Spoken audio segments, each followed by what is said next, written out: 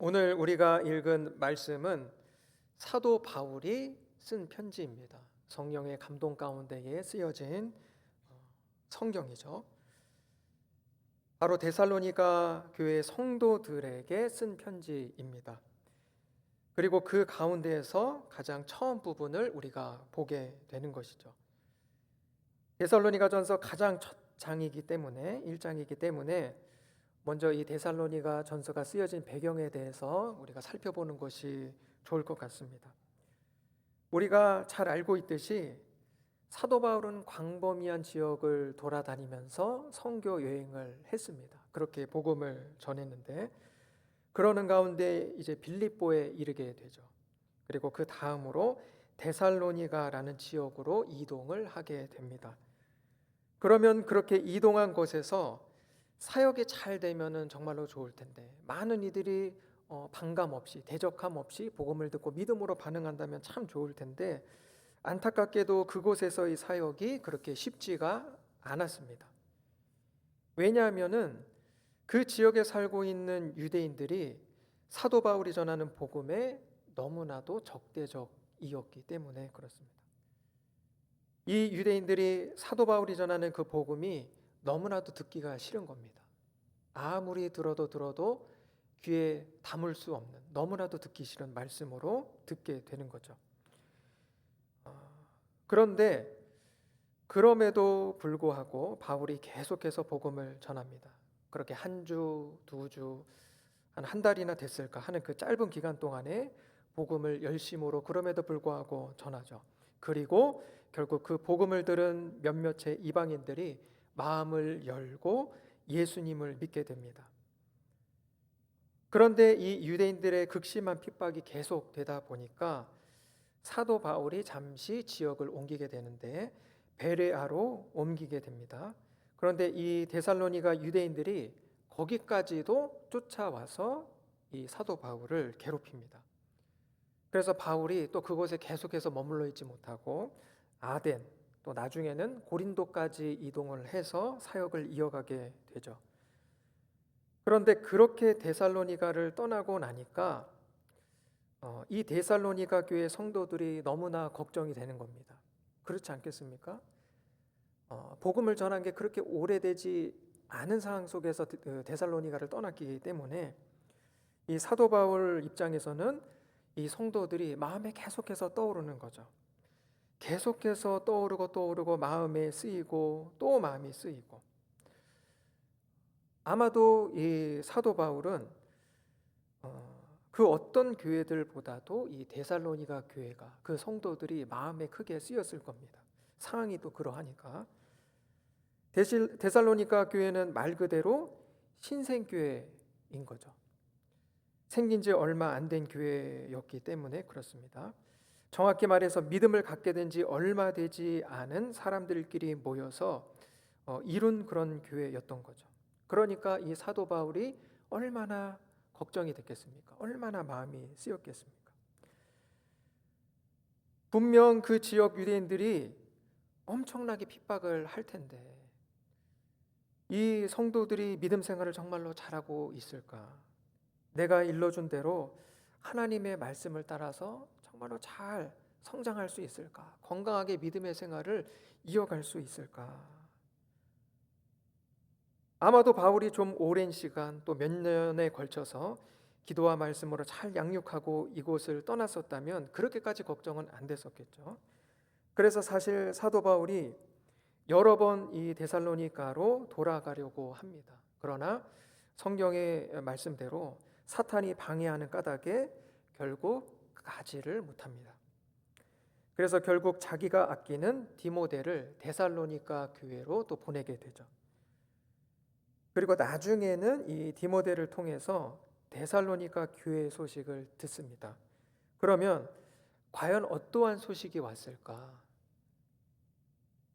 이미 우리가 1장을 다 읽어서 아시겠지만은 사도 바울은 디모데를 통해서 이 데살로니가 교회의 기쁜 소식, 너무나도 좋은 소식을 듣게 됩니다.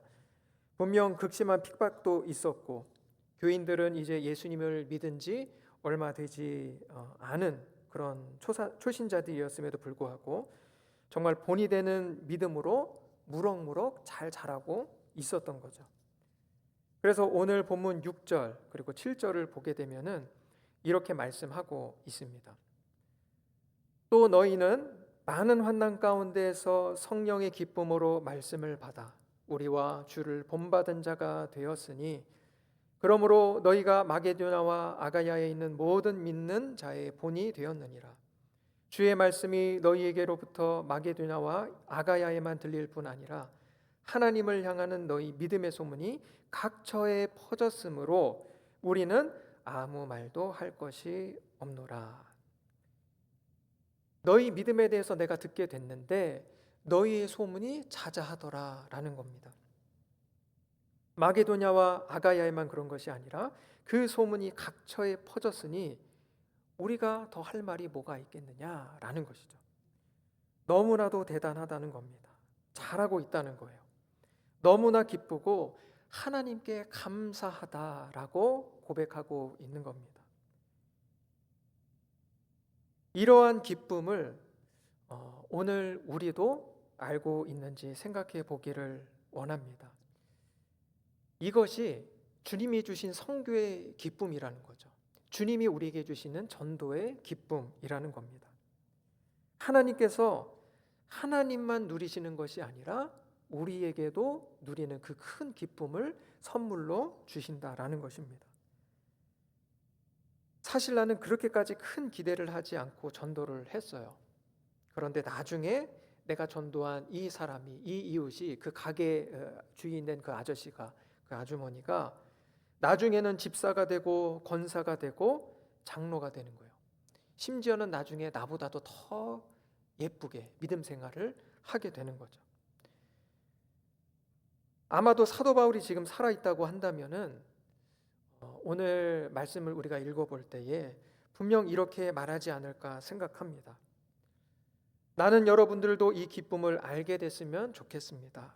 하나님이 나를 통해 영혼을 살리시고 세워가시는 이 기쁨이 얼마나 큰지 모릅니다. 때를 얻든지 못 얻든지 전도하기에 힘쓰십시오. 단순히 이 세상에서의 육신적인 만족을 뛰어넘는 영적인 만족과 기쁨이 여러분에게 충만하게 될 겁니다. 사도 바울은 그렇게 기쁜 마음으로 데살로니가 교회를 떠올리게 됐을 겁니다. 얼마 전까지만 해도 데살로니가 교인들을 위해서 기도를 하면 인간적으로는 염려가 됐겠죠. 걱정이 됐겠죠. 너무나도 마음이 쓰였겠죠. 눈물이 나고 어쩌면은 정말 슬픈 마음까지 들었을지도 모르겠습니다. 그러나 이제는 다른 것입니다. 이제는 그들을 위해서 기도할 때면 기쁨이 넘치는 거죠. 즐거움이 가득한 겁니다. 주님을 향한 깊은 감사의 고백이 터져 나오게 되는 것이죠. 그렇다면 그렇게 바울을 감사의 고백으로 충만하게 했던 이 데살로니가 교인들, 어떠한 변화가 있었길래, 어떠한 삶의 변화가, 어떠한 믿음의 성장이 있었길래 그랬던 것인지 우리가 살펴보면 좋을 것 같은데, 우리가 2절, 3절 말씀을 함께 보도록 하겠습니다. 먼저 2절 보면은 앞서 말한 바울의 감사가 드러납니다. 우리가 너희 모두로 말미암아 항상 하나님께 감사하며 기도할 때에 너희를 기억함은.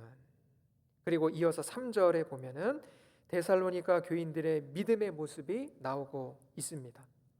너희 믿음의 역사와 사랑의 수고와 우리 주 예수 그리스도에 대한 소망의 인내를 우리 하나님 아버지 앞에서 끊임없이 기억함이니.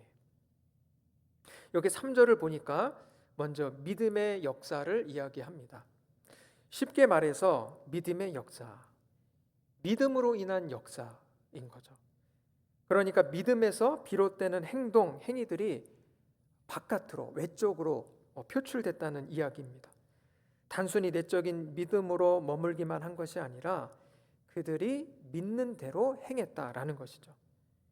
그들에게 믿음이 있다는 것이 다른 사람들 보기에도 실제적으로 그렇게 보여졌다라는 것입니다. 삶을 통해서 그들이 살아가는 그 삶의 모습 하나하나를 통해서 자신이 들은 말씀을, 자신이 배운 말씀을, 자신이 읽은 말씀을 선포했던 겁니다. 그러니까 다른 사람들 보기에도 그러한 삶이 실제적으로 보여졌다라는 것을 우리가 알게 되는 거죠. 9절에 보게 되면은 데살로니가 교인들이 이전의 우상들을 버린 일이 나옵니다. 이처럼 단순히 예수님에 대한 믿음을 고백한 것으로 끝냈던 것이 아니라 정말로 우상을 버리는, 자신에게 있던 그 우상들을 버리는 믿음으로 인한 그런 실제적인 행동들이 이 사람들에게 있었다라는 것입니다. 그리고 당시에는 데살로니가 교인들에게 극심한 핍박이 있었습니다. 우리가 이미 알고 있듯이 데살로니가 성도들은 그러한 핍박에도 굴하지 않는 모습을 보여줍니다.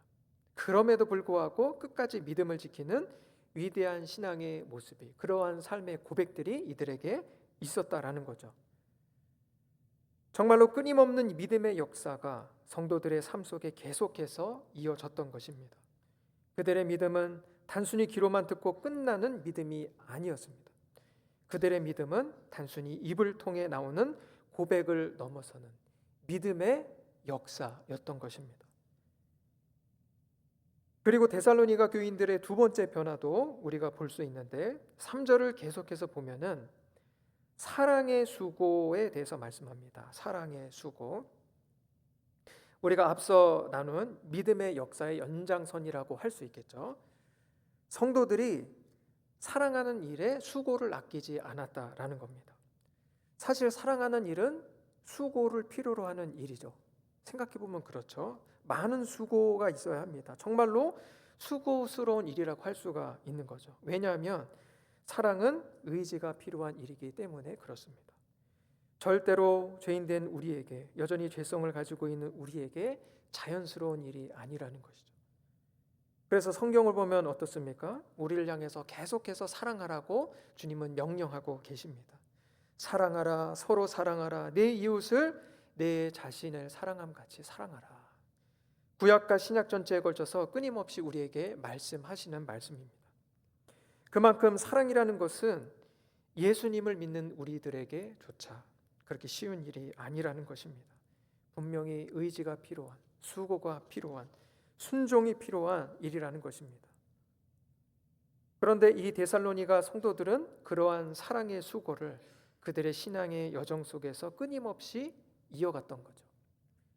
예수님께서 죄인된 자신들을 그럼에도 불구하고 사랑해 주셨던 것처럼 그 세상 어디에도 누릴 수 없는 그 사랑으로 온전히 사랑해 주시고 품어 주셨던 것처럼 다른 누군가를 사랑했다라는 것입니다. 실제적으로 그러한 사랑의 수고를 했다는 것이죠. 예수님께서 죄인된 자신들을 위해서 그렇게 사랑하신 것처럼 끊임없이 양보하고 희생하는 모습들이 그들에게서 계속해서 보여지고 실제적으로 나타났던 겁니다. 그들은 절대로 그냥 혼자 마음의 평안을 얻고 혼자 은혜 받는 개인적인 신앙에 머물지를 않았습니다.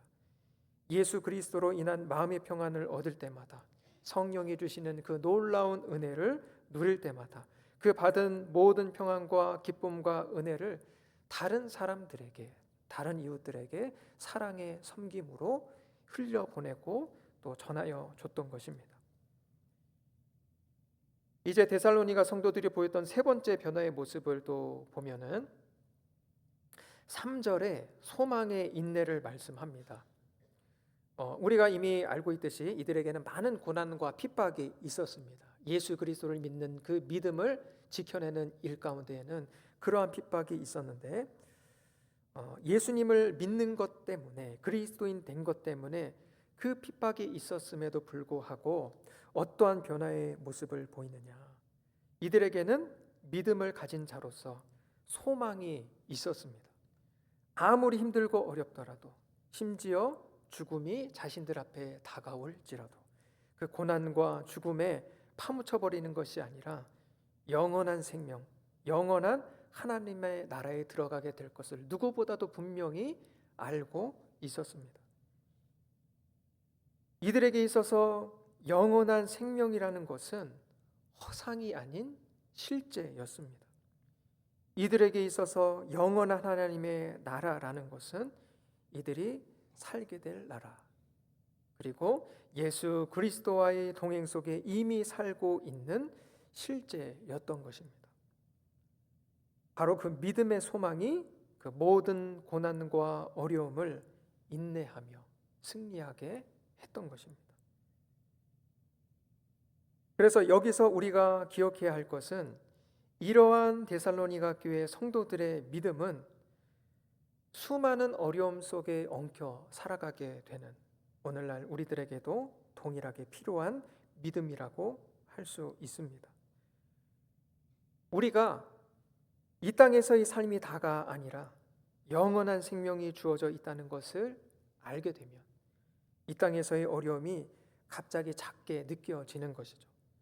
영원한 생명, 영원한 주의 나라를 묵상하면 묵상할수록 점점 우리에게 있는, 내 앞에 있는, 내 삶 가운데 너무나도 가까이 있는 이 고난과 어려움이, 또 어쩌면 그러한 핍박들이 너무나도 작아지고 또 작아지게 되는 것입니다.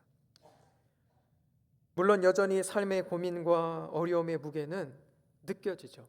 그것이 어찌 내게서 안 느껴질 수 있겠습니까? 내게 너무나도 가까이 있는데 그 무게가 어떻게 안 느껴지겠습니까? 그러나 이것이 영원하지 않다는 것을 우리는 알게 되는 것입니다. 이것이 나의 존재, 나의 영혼을 결코 흔들 수 없다는 것을 우리는 깊이 확신하게 되는 것입니다. 삶이 조금 무거워도 나의 삶 끝에 영원히 이어지는 주님의 나라가 있기에 그 나라가 너무나도 기대되고 기다려지고 또 그렇게 소망이 생기는 것입니다. 가히 상상할 수도 없는 기쁨과 만족의 영원한 시간이 이미 나에게 주어져 있다는 것을 안다면, 분명히 주어져 있다는 것을 안다면, 반드시 주어져 있다는 것을 내가 안다면 우리의 마음의 소망은 점점 커질 수밖에 없게 되는 것입니다. 그리고 주님이 주시는 그 소망은 우리로 하여금 그 어떤 고난과 어려움도 인내하게 하는 믿음의 능력이 되고 마는 것입니다. 혹시 오늘 나에게 삶의 고난과 어려움이 있습니까? 영원하신 우리 아버지, 영원하신 우리 주님을 바라보실 수 있기를 바랍니다. 예수 그리스도께서 우리에게 주신 영원한 생명을 기억하실 수 있기를 바랍니다. 우리에게 주어진 영원한 하나님의 나라를 반드시 기억하실 수 있기를 바랍니다. 오늘 이 땅에서의 고통은 결코 영원할 수 없습니다. 결코 우리의 존재, 우리의 영혼을 흔들 수 없죠. 결코 그 어떠한 고난과 어려움도 하나님의 사랑에서 우리를 끊을 수 없다라는 것입니다. 그러하기에 날마다 예배를 통해서 말씀과 기도 가운데에 영원하신 주님과 더욱더 깊이 교제하실 수 있기를 바랍니다. 우리가 주님과 더 깊이 동행할수록 주님이 우리에게 주신 영생이 내 믿음의 실제가 되어서 영생을 살아가는 그 은혜를 온전히 누리게 하실 줄 믿습니다. 나중에 우리가 죽어서가 아니라 이 땅에서 육신적인 삶이 끝나서가 아니라 이미 내게 주어진 영원한 하나님의 나라를 살며 누리게 하실 것입니다. 그리고 앞서 우리가 함께 보았던 것처럼 데살로니가 교회의 성도들과 같이 우리가 누리는 영생의 기쁨과 또 영원한 나라 속에서 머물며 살아가되 나 혼자만 그렇게 머물지 않기를 바랍니다. 우리가 듣고 배운 말씀을 삶으로 살아내는 믿음의 역사로 계속해서 주님의 사랑을 흘려보내는 그 사랑의 수고로 죄로 어두운 이 세상을 밝힐 수 있기를 소망합니다. 복음으로 많은 영혼들을 우리가 끊임없이 살려내게 될 수 있기를 원합니다. 주님께서 나를 통로 삼으셔서 그렇게 일하실 수 있도록 온전히 나 자신을 내어드릴 수 있기를 소망합니다. 그렇게 하나님의 나라의 확장을 위하여 귀하게 쓰임받는 하나님과 동행하는 기쁨을 누리며 영생의 소망을 가지고 날마다 담대하게 믿음의 삶을 살아가는, 그리고 그렇게 많은 이들에게 삶을 통하여 말씀을 선포하는 우리 모두가 될 수 있기를 간절히 소망합니다. 아멘. 이 시간 우리 들으신 말씀 생각하면서 함께